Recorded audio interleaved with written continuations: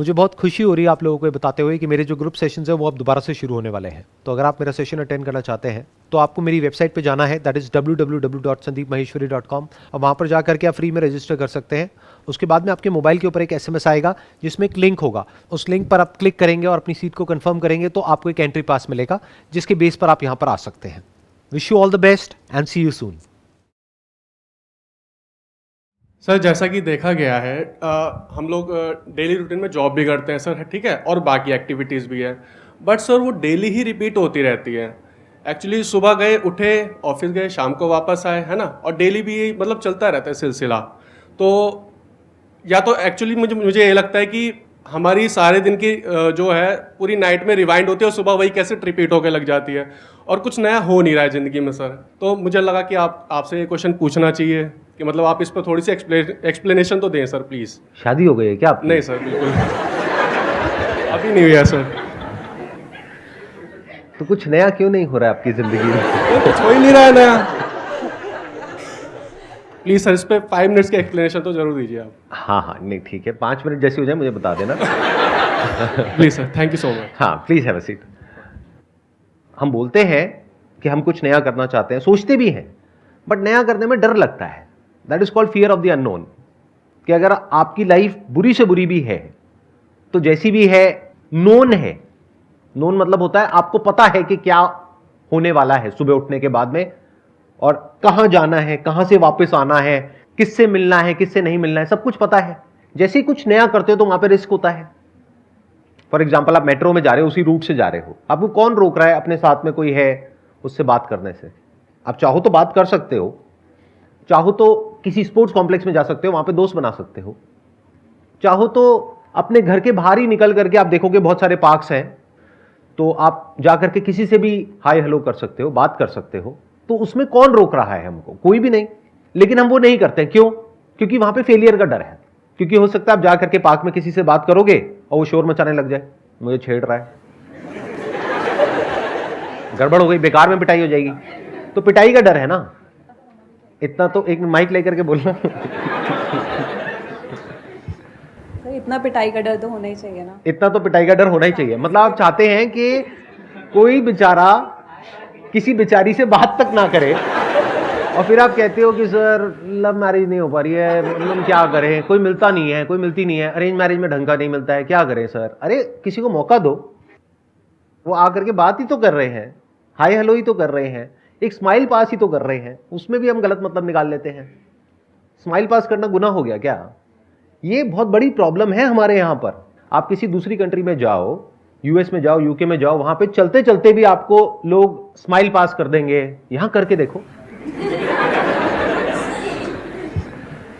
तो ये एक बहुत बड़ी प्रॉब्लम है। और ये प्रॉब्लम ये मत समझ लेना सिर्फ मेल्स के लिए है, ये फीमेल्स के लिए भी बहुत बड़ी प्रॉब्लम है।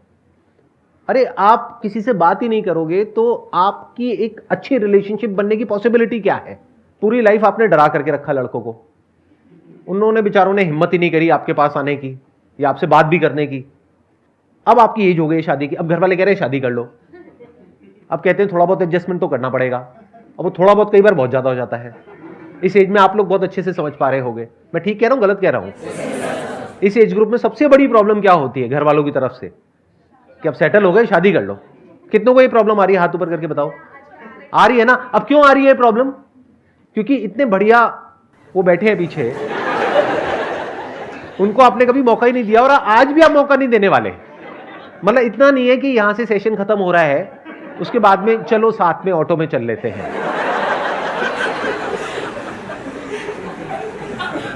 आज पक्का मिलेगा। आज मैं मैच मेकर हूं। जैसे एक मूवी आई थी ना, उसमें आपने देखा था कादर खान के घर के बाहर लिखा होता था आज ये डॉक्टर है, आज ये लॉयर है। तो ऐसे ही आज यहां पे सेशन हॉल के बाहर में लिखा हुआ है आज ये मैच मेकर है। आज तो रिश्ता करा के ही छोड़ूंगा एक दो का, ताकि वो 1-2 साल बाद आए यहाँ पे हाथ में गोदी में बच्चा अच्छा लेकर के और कहे सर देखो ये यहीं का है, यहीं से इसकी शुरुआत हुई थी। ये जो प्रॉब्लम है जो आप कह रहे हो कि लाइफ बोरिंग है, रूटीन है, वो इसलिए है क्योंकि हम कुछ नया करते ही नहीं है, कोई नया रिस्क नहीं लेते हैं, कोई नया चांस नहीं लेते हैं। अगर वो रिस्क लेने के लिए आप तैयार हो तो लाइफ में कुछ इंटरेस्टिंग हो सकता है, नहीं तो कुछ भी इंटरेस्टिंग होने की पॉसिबिलिटी नहीं है। सर मेरा क्वेश्चन है कि आज के टाइम पर हम mostly after 22-23 we all are looking for jobs and कभी कभी हमें जॉब्स मिल भी जाती है, हम सेटल भी हो जाते हैं, बट कुछ एम्बिशियस लोग they don't want to end up in relationship.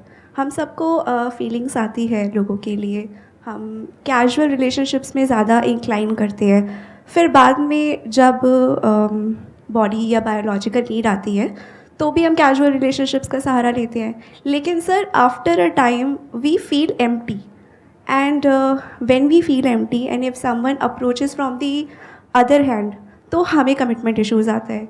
Sir ऐसा क्यों हो रहा है कि हम आज के टाइम पे इतना कमिटमेंट से भाग रहे हैं? जैसे हमारी एक फिजिकल नीड है, वो क्या है? बायोलॉजिकल नीड, खाना पीना, निकालना, बच्चे पैदा करना, सेक्स, ये सब क्या है? फिजिकल नीड्स हैं। ऐसे ही हमारी एक इमोशनल नीड है हम सबकी। ये नीड है, ये कोई वांट नहीं है, कोई डिजायर नहीं है। वो नीड क्या है कि we want some kind of a support system. इसका भी बेसिस फिजिकल से ही आ रहा है, क्योंकि इंसान, अगर आप कुछ हजार साल पीछे चले जाओ तो जंगलों से हम सबकी शुरुआत हुई, और कुछ लोग तो अभी भी ऐसा लगता है कि अभी भी जंगल से ही आए हैं। बीच बीच में थोड़ा बहुत मजाक कर सकता हूँ, उड़ा सकता हूँ ना, ठीक है। सो क्या हुआ कि वहां पे जंगलों में वी वर नॉट सेफ, खतरा था चारों तरफ। तो हमको क्या समझ आया, अगर हम साथ में रहेंगे तो हमारे जिंदा रहने के चांसेस ज्यादा है। जब कोई हमारे साथ होता है और पूरी तरह से हमको सपोर्ट करने के लिए तैयार होता है, यहां तक कि वो हमारे लिए मरने को भी तैयार है, तो we feel safe and secure. And security is a need, it is not a desire. ऐसे ही रिलेशनशिप में एक स्टेबिलिटी होना, कोई ऐसा इंसान होना जो हमारे साथ हमारे पेरेंट्स के बाद भी रहे, ये कोई डिजायर नहीं है, नीड है।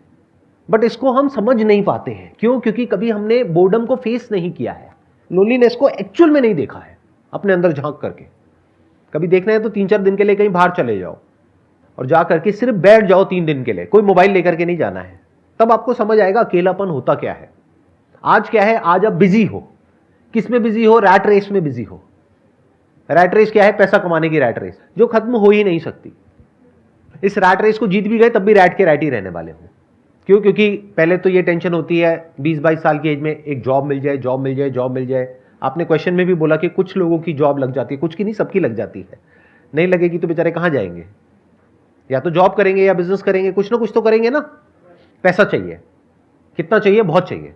और हमें ऐसी गलतफहमी हो जाती है कि पैसे से सब कुछ मिल जाएगा जो भी हमें चाहिए। फिर हम क्या बोलते हैं? Career is more important than relationship. फिर हम रिलेशनशिप को डिले करते हैं, पोस्टपोन करते हैं, जितना कर सकते हैं उतना। पहले जो मैरिज की एज होती थी वो होती थी 20-22 साल, फिर बढ़ करके हुई 25 साल, अब हो गई है 30 साल, 35 साल, और कुछ टाइम बाद 40 हो जाएगी, फिर 50 हो जाएगी, फिर 70 हो जाएगी, 80 हो जाएगी। आपको क्लियर हो रहा है मैं क्या कह रहा हूं? कि इस रैट रेस में आप एक जगह तक पहुंचोगे। वो जगह क्या होगी? 20-30 हजार, 50 हजार, लाख रुपए। तो जिस भी जगह पर आप होगे वो आपको कम लगने वाला है। अभी ज्यादा लग रहा है जब आपकी एज है 18-19 साल, 20 साल। देखो अभी प्रैक्टिकली देखते हैं, यहां पर जो एज ग्रुप है वो है 20 से 30 साल की। तो जो 20-21 साल वाले होंगे उनको लग रहा होगा कि अगर हमारे को एक 20-30 हजार की भी जॉब मिल जाए तो लाइफ सेट हो जाएगी। यहां कितने हैं जिनकी ऑलरेडी जो जॉब है वो 30-40 हजार, 50 हजार रुपए से ऊपर की है? हाथ ऊपर करिए। क्या लाइफ बहुत बढ़िया चल रही है? ऐसे कर दिया लोगों ने, अरे नहीं सर क्या बात कर रहे हो। लेकिन इल्यूजन क्या है कि आज 50 हजार रुपए इस वजह से ठीक नहीं चल रही लाइफ। वही सेम इल्यूजन जो 5 साल पहले था कि आज मेरी सैलरी 20 हजार है इसलिए लाइफ बढ़िया नहीं है, जब 50 हजार हो जाएगी तो बढ़िया हो जाएगी। आज का इल्यूजन है अगर 50 हजार से 1 लाख हो जाएगी तो लाइफ बहुत बढ़िया हो जाएगी। ये कभी नहीं होने वाली, क्योंकि जो करियर के पीछे दीवाना है, करियर करियर करियर करियर, पैसा पैसा पैसा पैसा पैसा, वो एंटैंगल्ड हो जाएगा इस पूरे के पूरे सिस्टम में। उसके अंदर डर भी होगा उस नौकरी को खोने का। तो वो जो कंपनी जहां पर वो काम करेगा वो उसको यूज नहीं करेगी, उसका फायदा नहीं उठाएगी, उसको समझ नहीं आएगा कि अगर इसकी नौकरी गई तो इसकी क्या हालत होने वाली है। तो क्या वो प्रेशर क्रिएट नहीं करेगी? जब कोई लोन लेना होता है तो कंपनी से ही तो आप डॉक्यूमेंट्स लेते हो, तो कंपनी को तो आपका पूरा बायोडेटा पता है कि कितना आपने लोन लिया हुआ है, कितना कर्जा आपके सर पे है, कितनी आपकी सैलरी है, कितनी आपकी किस्तें हैं, और उनको ये भी पता है कि अगर आपको इमीडिएटली अभी निकाल दिया तो आपके साथ में क्या होने वाला है। तो समझ गए क्या हो रहा है? ये पूरा का पूरा जो स्ट्रक्चर है वो हमको फंसा देता है बुरे तरीके से, और फिर वो एज भी निकल जाती है कि जब कोई रिलेशनशिप एक्चुअल में बन पाए। और प्लस एक और प्रॉब्लम है, हम रिलेशनशिप के लिए ओपन ही नहीं है। फिर घर वाले बोलते हैं कि चलो शादी कर लो। शादी कहां से कर लो? चलो वहां से रिश्ता है, वहां से आया है, हाँ दूर के वो हैं, वहां से कहीं से रिश्ता है, क्योंकि पास के तो सारे भाई बहन हैं। अब दूर का कोई है, अब दूर का है तो उसका क्या पता आपको कौन है, क्या है, उसका क्या बैकग्राउंड है, क्या नहीं है, कुछ पता है क्या? ब्लाइंड खेलने के जैसा हो गया। और दूसरा ऑप्शन क्या है कि शादी ही मत करो, करियर पर ही फोकस करो। तो इस करियर में है क्या? कभी सच को देखते क्यों नहीं हो? डू यू वांट कि मैं सच बोलूं, या डू यू वांट कि मैं आपको मोटिवेट करूं और कहूं चलिए जी नमस्ते? सच सुनने का दम है? कितने एक्चुअल में चाहते हैं कि मैं सच बोलूं? ठीक है, सुनो। अब अगर रोना होना है तो रो लेना। आपसे सीखा क्या सीखा है? मेरे से रोना सीखा है? सच का सामना। हाँ ठीक है, सच का सामना शुरू किया जाए। कड़वा सच पता है क्या है? डिप्रेशन, एंजाइटी बहुत बुरे तरीके से बढ़ने वाली है। अब ये मत समझना कि मैं आपको कोई श्राप दे रहा हूं, मैं फैक्ट को एज इट इज देख रहा हूं और आपको बता रहा हूं कि क्या हो रहा है। It is science by looking at cause and effect. जैसे वेदर को प्रेडिक्ट किया जाता है ना, वो कोई तुक्का तो नहीं है ना, ऐसे ही आई कैन प्रेडिक्ट कि आने वाले 2 साल बाद, 5 साल बाद, 10 साल बाद क्या होने वाला है। स्पेशली ये जो लॉकडाउन में हमारा लाइफस्टाइल जिस तरीके से चेंज हुआ है, हमारे बच्चों का जो हुआ है पिछले 2 सालों में, कि पूरे दिन में 8 घंटे 10 घंटे वर्क फ्रॉम होम घर पे बैठे हुए हैं, तो बीमारियां इतने बुरे तरीके से बढ़ने वाली है जिसकी कोई हद नहीं है। इस सच को फेस कर लो जितनी जल्दी कर सकते हो। क्यों? क्योंकि हमारी बॉडी बनी किस चीज की है? धरती, जल, अग्नि, वायु, आकाश। इसमें से बताओ क्या आपको नेचुरल मिल रहा है इस रैट रेस में? धरती, क्या अच्छा खाना मिल रहा है? ऐसा खाना जिसको आप खाओ तो अंदर से एनर्जी बढ़ जाए, बिल्कुल फ्रेश, ऐसा तो नहीं है ना? ये सच है या मेरी कोई इल्यूजन है? मैं हवा में तो बातें नहीं कर रहा ना। धरती, जल, पानी बहुत अच्छा है क्या? किसी नदी में से निकाल करके पी रहे हो? पाइपलाइन से आ रहा है, उस पाइपलाइन में बहुत सारे केमिकल्स डाले जाते हैं ताकि उसमें बैक्टीरिया और वायरसेस पैदा ना हो। अब मैं किसी को ब्लेम नहीं कर रहा हूं यहां पे, मैं बस फैक्ट्स एक एक करके आपके सामने रखता चला जा रहा हूं। धरती, जल, अग्नि, क्या पूरे दिन सनलाइट में रहते हो? क्या आपके ऑफिस में डायरेक्ट सनलाइट आती है? क्या घर में सनलाइट आती है? और सनलाइट को हम क्या समझते हैं? Vitamin D. अरे घोचो, सिर्फ विटामिन डी के लिए नहीं होता है। Sunlight is what we are made of. Our body is made of sunlight, so we need sunlight to survive. वायु, प्राण उसको बोलते हैं हिंदी में। तो क्या जो वायु हमारे अंदर जा रही है वो बिल्कुल प्योर है? दिन की 15 से 20 सिगरेट आप पी रहे हो, अगर नहीं भी पी रहे हो तो, और पी रहे हो तो उतनी ऐड कर दो। वायु के बाद क्या है? आकाश। आकाश मतलब क्या? स्पेस। कभी इस चीज को एक्सपीरियंस करके देखना, किसी पहाड़ की चोटी पर जाना, वहां पर जाकर के सिर्फ बैठ जाना अच्छा लगने लग जाएगा। क्यों होता है ऐसा? कभी सोचा है? We need space. कभी अपने घर की छत पे या बचपन में कभी कहीं अपने किसी रिलेटिव के घर पे, दादी के, नानी के, कहीं पर छत पर आप सोए हो और लेट करके ऊपर तारों को देखा है? कैसा लगता है? ऐसा कुछ होता है दिल्ली में? दिल्ली में भगवान बचाए आपको। तो क्या प्योर है आपकी लाइफ में? बताओ तो सही। और फिर ये कैसे एक्सपेक्ट कर सकते हो कि ब्रेन ठीक काम करेगी? माइंड क्या होता है जिसको माइंड बोलते हैं? पॉजिटिव सोचो, पॉजिटिव सोचो। घर वालों को अगर आप जाकर के बोलोगे ना मेरे को डिप्रेशन हो गया, एंजाइटी हो गई, वो कहेंगे अरे ये सब कुछ नहीं होता, तेरे मन का वहम है, और आप मान भी लेते हो। तो वो भी बेवकूफ, आप भी बेवकूफ। अरे ये जो डिप्रेशन है, एंजाइटी है, इसका फिजिकल बेसिस है। तो इस रैट रेस के चक्कर में हुआ क्या है कि हमारी बॉडी पूरी तरीके से ट्रैप्ड है, चारों तरफ से हम फंस चुके हैं। बीमारियां अनलिमिटेड हैं जो अभी हमें पता नहीं है, क्योंकि अभी उसके इफेक्ट दिख नहीं रहे हैं, अंदर हो चुकी है पैदा। अगर पूरा बॉडी का प्रॉपर चेकअप कराओगे तो बीमारियां नजर आ जाएंगी किस किस तरह की, क्या क्या है, बट दिख नहीं रही है अभी, उसका इफेक्ट नहीं दिख रहा है। जब तक इफेक्ट दिखेगा तब तक लेट हो जाएगा, क्योंकि फिर दवाइयां खानी पड़ेगी, फिर दवाइयों के साइड इफेक्ट्स होंगे। दिख रहा है ना कैसे हम साइकिल में फंस रहे हैं।